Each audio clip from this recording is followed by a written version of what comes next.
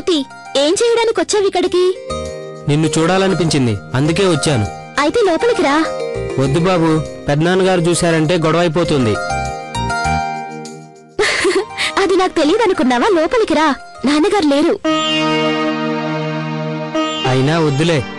రమ్మన్నానా, ఏం పర్వాలేదు. సదానంద, ఇది కూడా మీ ఇల్లే. రానాన్న లోపలికి. పెద్దమ్మ పిలిచినా కూడా లోపలికి రావా? అయ్యో భలేదానివే, వస్తున్నా.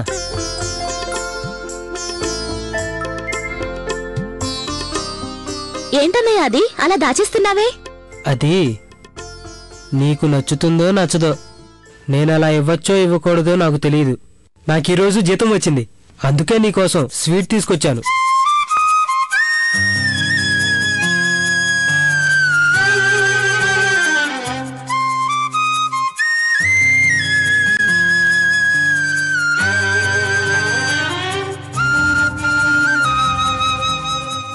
మీ పెద్దనాన్న గురించి ఆలోచించకు.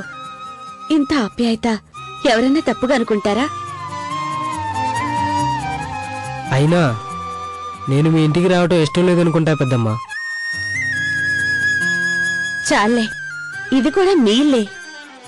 అలా మనం అనుకుంటే సరిపోతుందా? నాన్నగారు ఎప్పుడు పెద్దనాన్నగారితో గొడవ పడుతూనే ఉంటారు, అంతేగాక నోటికొచ్చినట్లు మాట్లాడుతూ ఉంటారు. ఊళ్ళో అందరి దగ్గర చెడ్డ పేరు తీసుకొస్తారు.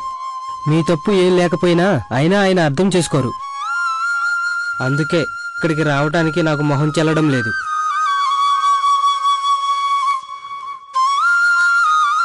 చిన్నపిల్లలు అన్నీ అలా పట్టించుకోకూడదు, పిల్లల్లాగే ఉండాలి.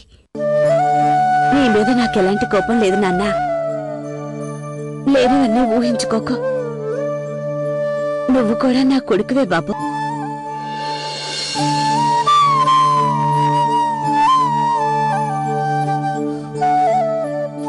మాట్లాడుతూ ఉండండి, పాలు తీసుకొస్తాను. అన్నయ్య, నాకు సైకిల్ నేర్పిస్తావా? పద.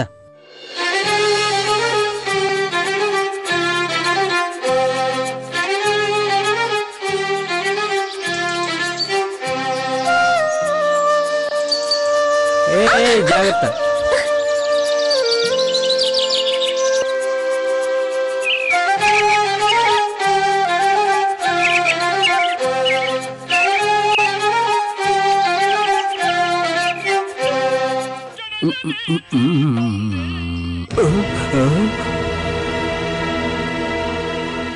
ఇంట్లో అన్ని సరుకులు నిండుకున్నాయి.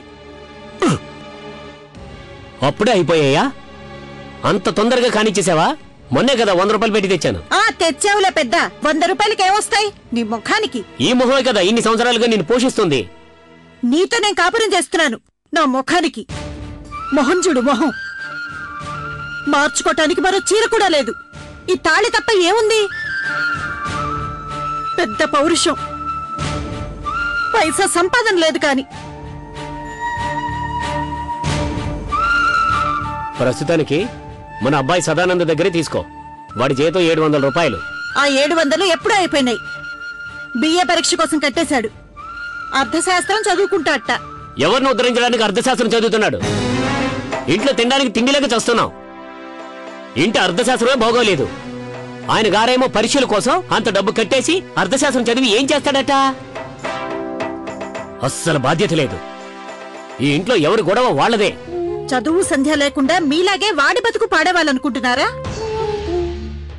చదువుకుంటే వాడి పెళ్ళాన్నైనా వాడు బాగా చూసుకుంటాడు. మనలాంటి బతుకు వాడికొద్దు. దరిద్ర కొట్టుదానా, ముష్టి 100 రూపాయల కోసం మన ఆత్మాభిమానం చంపుకుని కడ దగ్గర పడుండాలా? అంతకంటే కాస్తంత విషయం తాగి మనం చావడం మంచిది.